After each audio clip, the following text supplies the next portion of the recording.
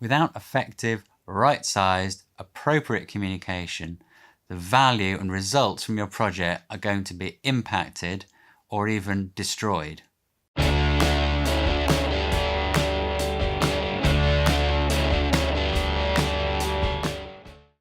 Before we get started, a quick reminder of the 6 pillars of the challenge framework. Clarity, score the biggest goal, little and often, brand and position, talk, and complexity kills. The 5th pillar of the challenge framework is talk. Talk and communicate before the project starts, during the life of the project, and once the project completes. Communication is a critical area of business. It's particularly important for projects. By their very nature, they take people's focus and attention away from their day-to-day activities, and you're asking them to invest time, energy and effort in learning and understanding about a completely different area from their day-to-day work. Without effective, right-sized, appropriate communication, the value and results from your project are going to be impacted or even destroyed. So the 3 phrases associated with the 5th pillar, talk, are talk before you start, talk whilst you deliver, and talk long after the party's over. The title of each pillar is a single word or a short phrase which is designed to be easily remembered. A good way to unlock the power of that pillar is to ask a series of related questions. The first question to ask yourself is, who will speak for your project internally, externally, and with customers? When speaking internally, clearly we're talking about people within the company, within the business and the organisation that you're working. What we're looking to do is communicate very clearly and succinctly with people internal to our organisation and use the shorthand, jargon and contractions and phraseology which is familiar to everyone. When we're talking to people outside of our organisation but who aren't customers, we need to be mindful that those people don't have the same context and the same use of phrases and jargon that we do internally. Therefore, we need to keep the language very simple, very clear, very plain, and very jargon-free. When we're talking directly to customers, similar to the way that we're talking to people outside of our organisation, we need to cut out the jargon, cut out the phraseology and terms that we use on a daily basis within our organisation, and to keep that communication very simple, plain, clear, and jargon-free. We need to find the right people to communicate internally to people within our organisation, externally to people who are outside our organisation but who aren't customers, and thirdly, who should be communicating directly with customers. When we're communicating internally, externally and with customers, it's likely that the nature and context of that message is going to be different. Therefore, we shouldn't assume that the very same people are going to operate and provide messages to each of those 3 different groups. When we're identifying people who are going to talk internally, we need to be mindful that they need to be the right person with the right background, the right knowledge, and the right seniority to have impact and credibility. Similarly, when we're talking to people who are outside our organisation, we need to choose the right person for the role, somebody who's of significant gravitas, and seniority, and credibility.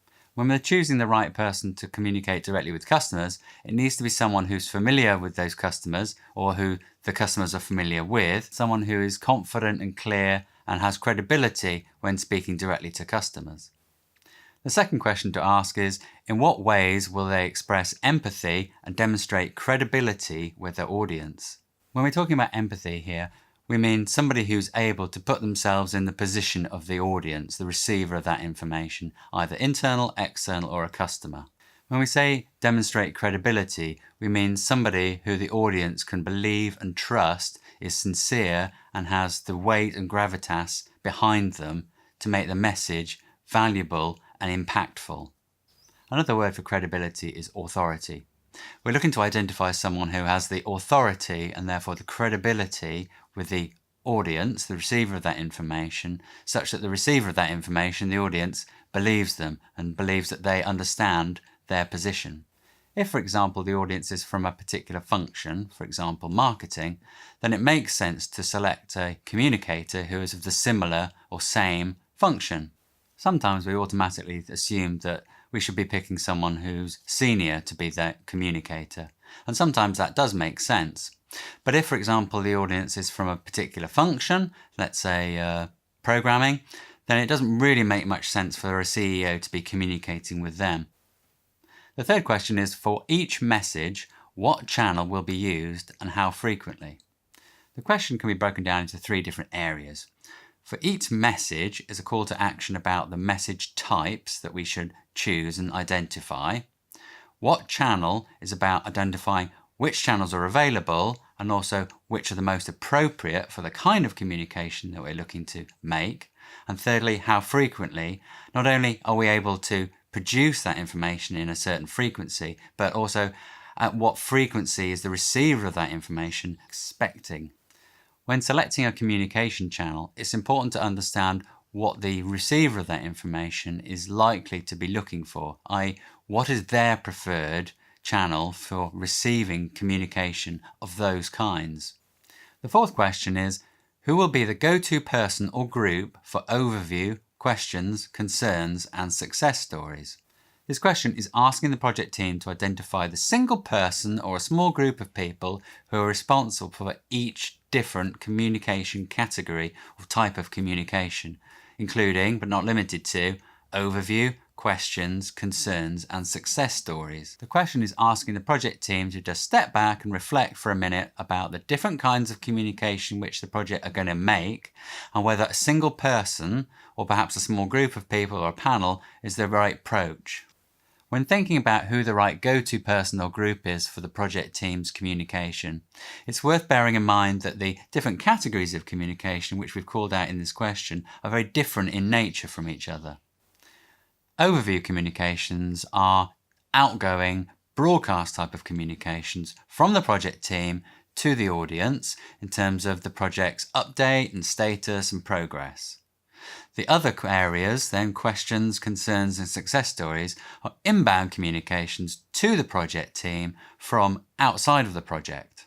It's worth considering that the person who's giving outbound broadcasts about the status of the project, i.e. somebody within the project team or the project sponsor, who's usually someone of kind of seniority within the organisation, is going to be very different from the kind of person that somebody would want to express their concerns to inbound to the project team.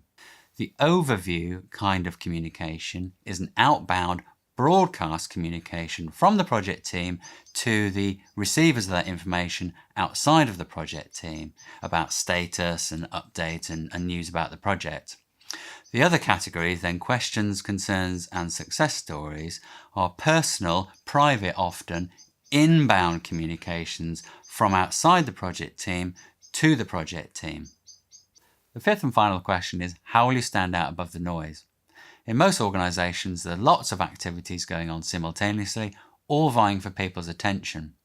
You need to have a clear strategy for how you intend to communicate your message in a way that's memorable, clear, simple, easily understandable, and gets above the general level of background noise.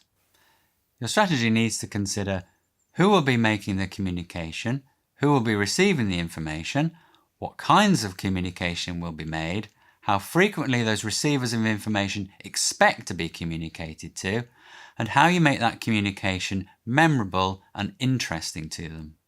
As we discussed in the brand and position pillar, it's important to brand your project and position it well and tell a powerful story where the customer's the hero in order to make the value of your project as high as possible by ensuring that the communication of that project is clear, simple, and easily understandable by everyone.